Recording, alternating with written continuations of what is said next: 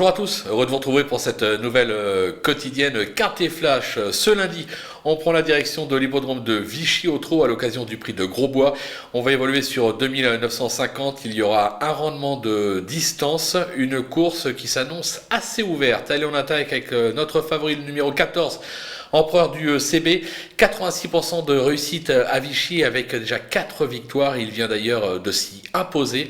Même au 25 mètres, je pense qu'il est tout simplement capable de faire le tour de ses adversaires et de s'imposer.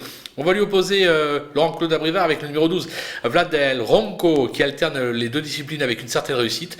Le cheval possède beaucoup de tenues, il tourne autour de sa course, ça peut être ce lundi. Le numéro 13, Calino Penem, deuxième de Carnaval du Vivier à ce niveau à Vincennes dernièrement, autant dire que c'est plutôt flatteur. Il s'est déjà illustré sur cette piste, lui aussi, même au 25 mètres, peut en faire trotter plus d'un. Du côté des opposants, méfiance avec le 15 Élan de Dompierre, une victoire et 6 accessites en 10 tentatives sur cette piste.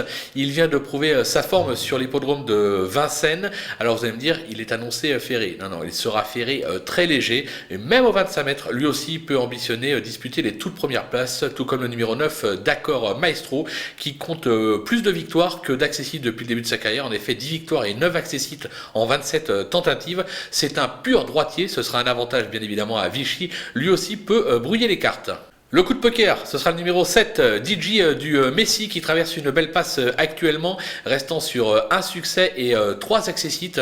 Il s'est déjà bien comporté sur cette piste par le passé, l'engagement est plutôt favorable. Il peut venir titiller nos favoris pour une petite place à très belle cote. Du côté des outsiders, attention avec le 10, Dilf de Chaman, qui reste sur une 5e place sur une 2150 mètres sur cette piste. Il compte en revanche 6 disqualifications au cours de ces 10 dernières tentatives, c'est pour ça qu'on est un tout petit peu refroidi. Maintenant, sage, il est capable de conclure dans la bonne combinaison, mais plus pour une 4-5e place. Le numéro 16, Baccarat JL, qui s'est déjà placé sur ce parcours, sa forme est sûre, mais là aussi, il doit rendre 25 mètres, c'est plus compliqué, mais vu la forme dans l'entourage, là encore, on ne peut pas l'interdire pour une petite place. Le numéro 8, Dante Turgo, alors c'est pas un gagneur, mais ce spécialiste des tracés corde à droite collectionne les accessites.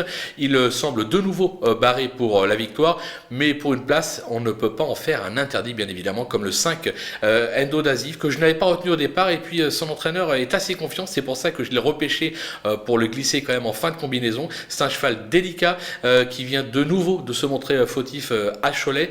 Maintenant, son entourage prévient, si le cheval reste au trot, il est tout à fait capable de jouer un petit rôle dans cette épreuve, mais là encore, plus pour une place. Du côté des délaissés, l'As Darwin Lucky, le seul du lot à ne pas avoir encore atteint les 100 000 € de gain.